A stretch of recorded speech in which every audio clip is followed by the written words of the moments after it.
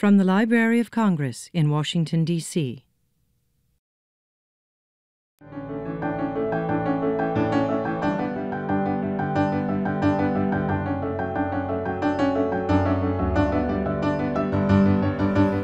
So powerpoetry.org was launched in April 2012, and we are the world's first and largest mobile online poetry community for young people.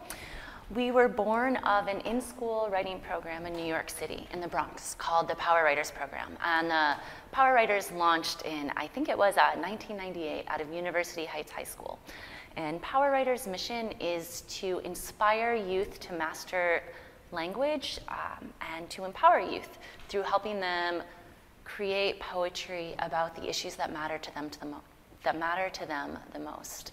And in the mid-2000s, one of the founders of Power Writers, his name is Roland, he's also a filmmaker. He's a filmmaker, a poet, and an educator. And he created a documentary film called To Be Heard. It's an award-winning documentary film that follows three power writers and explores the way that power poetry, or that poetry impacted their lives. And these are writers from the South Bronx living in kind of very, I think, tough circumstances, you could say. And the way that we created our digital community, Power Poetry, was originally as an outreach project of the documentary film. So we're an in-school program that became a documentary film that became a digital community for young people.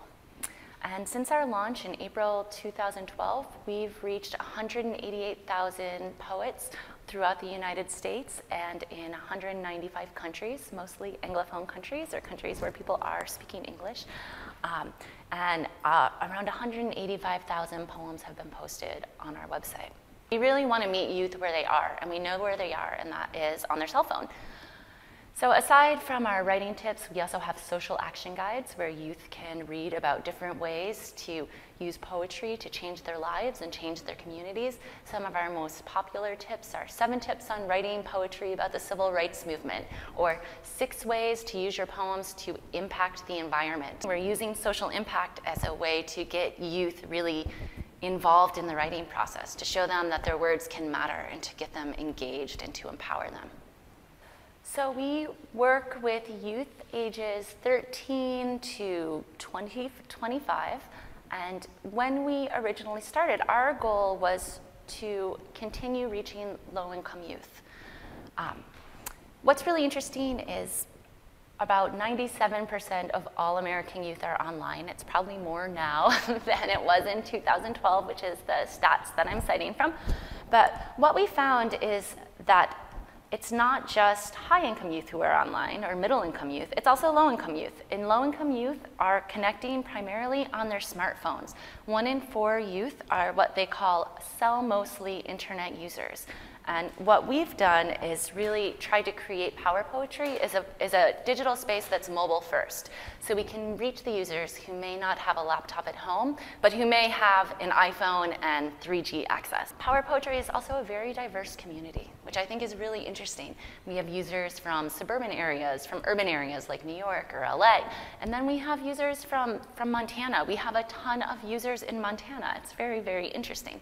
So we have youth writing about very personal issues and very social issues, but they're being exposed to a wide range of different opinions and writing styles. And that's something I think is really great about what we do, is that you can read poems about kids in urban areas, and then you can read about people, maybe the isolation they feel living somewhere that isn't quite welcoming. Something that we talk about a lot at Power Poetry is the idea of empowered literacy. Like, you have literacy, but if you're connected to it in some way, if you want to have your voice heard, that'll be a motivation for you to learn to write and to learn to write well.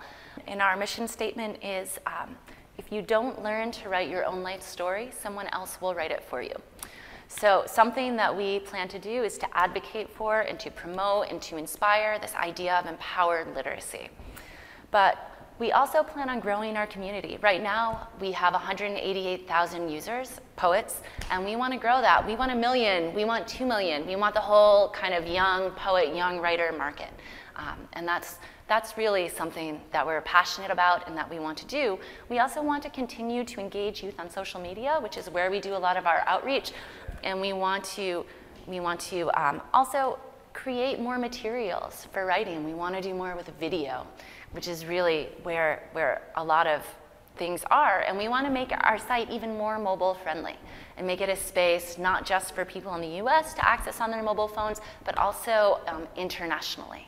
We see poetry going viral on YouTube. We see it on the Huffington Post. We see it on Upworthy. These slam poems about social issues are really kind of touching a nerve right now. And we believe that we can leverage that in order to promote literacy. We also know that youth are engaged in poetry even if they don't know it. So the songs that they listen to, the art that they love, the way that they're expressing themselves is totally poetic.